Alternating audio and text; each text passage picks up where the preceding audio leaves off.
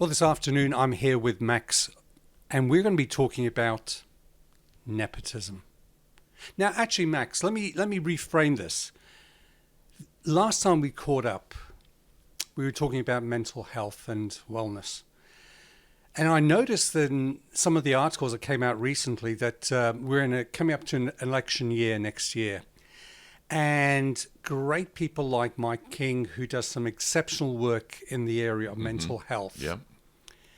is not receiving as much funding as probably he should be. And yet others who seem to be less qualified are getting funding. I happen to know that's a fact. And even I saw Mike King make an article. He rang up and said, "How do I qualify for X funding? Do I have to put in a justification?" They go, "No, we'll just put in your account." What was it, 350,000 or something? And he just reported to the media it was plonked into his account, and he doesn't know what to do with it now because he doesn't feel justified to have it. Well, okay, so he does the work. He doesn't feel justified. And yet we're seeing and reading reports that it's what I would call nepotism. When you're giving funding to family members. Now, let's go back a step. Surely there should be disclosure.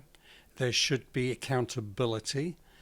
What's happening today that we don't seem to have the leadership in place? It's an election year coming up. I'm not stating one side or the other. I'm just stating a fact.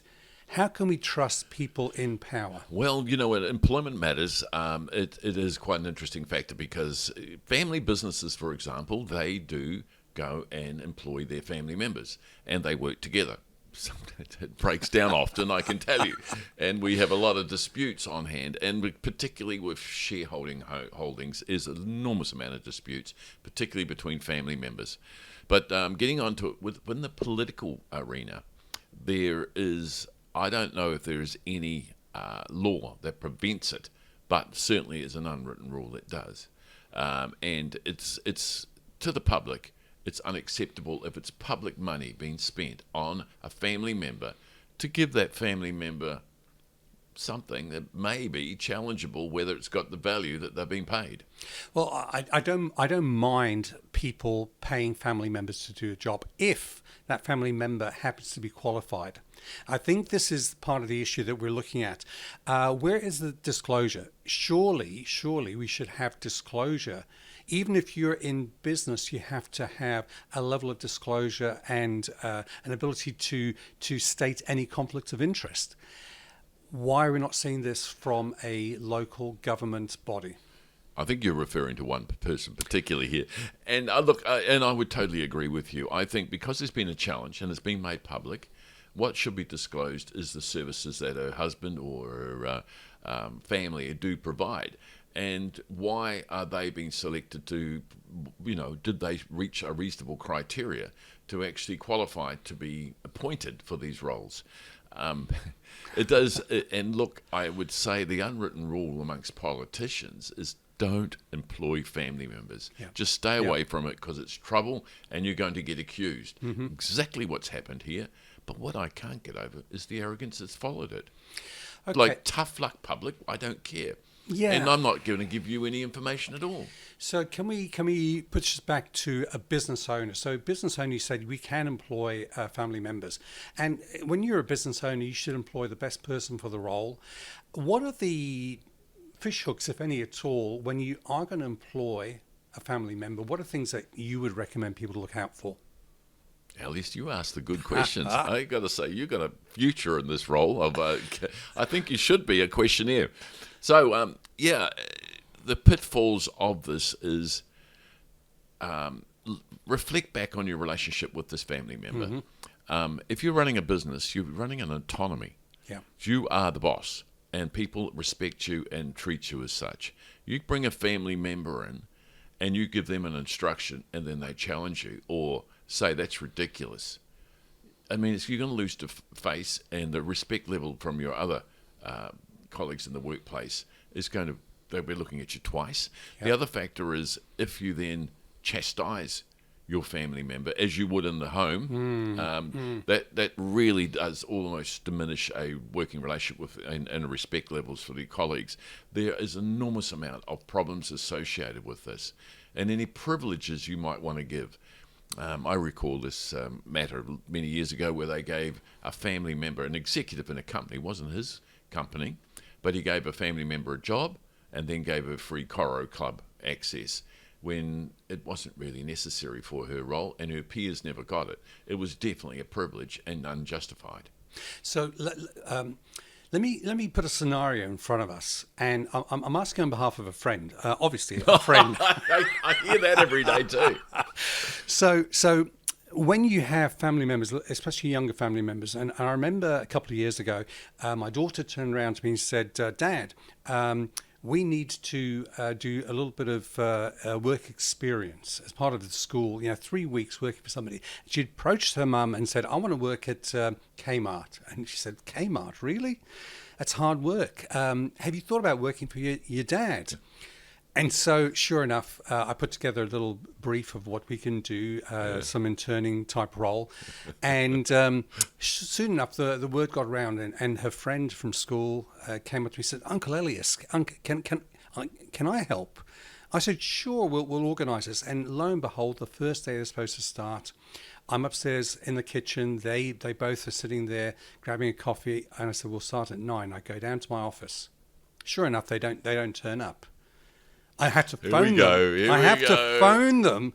And then they come downstairs, and then I mentioned to them, I said, okay, I think we're going to learn lesson number 1. And lesson number 1 is about turning up on time. And I share a story about McDonald's, how the McDonald's employees are told they should always turn up on time, because if they don't, then the workload is shared by the others. And the effect is it knocks on to the client who comes through, who's late, who goes through, his boss has a go at him, he comes home, has a go at his wife, who has a go at his daughter and his son. Mm-hmm. And eventually they kick the cat. Yeah. What's the cat done? Really? What's the cat done? The cat shouldn't be at McDonald's. That's what should be, I'm getting worried now. What sort of McDonald's do you go to? Well, so lo and behold, I share the story and say, we understand about being, prompt and efficient. And then there's a nudge, as my daughter nudged her friend, and he says, Uncle Elias, can I ask how much are we getting paid? So that's your second lesson. This role's called an internship. Whoa. And you should have at the time of having your interview, you should have discussed your salary expectations, because the internship was free in terms of experience. I'm putting on my legal hat now, so this is a genuine employment situation. Absolutely. Well, they did get a payment at the end. It was a nominal payment. Was it the minimum wage? That's why my legal hat's on. Now, you be careful what you say here. This is public. Oh, dearie me. So how should somebody approach this? Because see how we avoided that question, folks. Well, the situation is, and look, this does happen, and it has happened, where the school kids today get taught at school about employment rights, and they usually have got more information in their little heads than their parent does. So if they're getting paid under the minimum wage, they find out what it's worth and then go and have a go at mum and dad.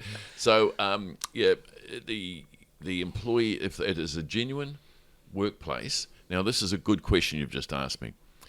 When is it voluntary work and when is it employment, deemed employment? And the law will determine that if you haven't determined it correctly. So the question is the test that the law provides. If there's commercial value in the work that's been done by the intern or the employee or the person who's volunteered, commercial value in that, then it should be employment. Wow. So does that extend to ACC and holiday pay and things along those lines, even though they're there for just a couple of weeks? Absolutely, all of that. So, and also you can't dismiss them very easily unless you've had a 90-day trial period. By law, you've got to have a written employment agreement. You've got to have their ACC paid for. Folks, it is really a nightmare. Now, it is not that straightforward. Now you're disappointing me, because all of a sudden, The legislation is becoming so. Unless you came here for a free ride to beat me up on this podium, and now I've slapped you back. That's not fair. No, it's good. I think it's good that we are aware of this, because I think if you go back to the whole, I mean, at the beginning of the conversation, we talked about nepotism. We're talking about the fact that we've got to be transparent. And I think it applies in all levels. Doesn't matter if you're in a public position where you've been elected in, or you're in your own business. You've got to work within the framework. I just want to share something with you. Don't feel bad about this, because while we were speaking, my head's dashing off. Oh, I've actually engaged my daughter. And she came down here. And I do occasionally. I say, look, I've just written a document. Do you mind checking? Because she's a real expert in English. And I get her to check it, and the spelling, the grammar, and all this. And she does correct lots of things. She does me a lot of favours. Do I pay her? I do sometimes, not always. Wow. Maybe I'm a victim as well. She's not come at me yet. Maybe we should have your daughter here. I could tell her what I do for a living and how much money she's been deprived of. Look, that was a long time ago. Asking for a friend. And on that note... Yeah. On that note. All right. You got any summing up to do? Well, I think that at the end of the day, it's about applying the discipline. So you've got to, irrespective of how casual the role might be, apply the discipline. That's what a good leader would do. A good leader would not try and cut corners. A good leader would look at it and apply this in their business and treat everybody at the same level, irrespective of whether they're a family member or not.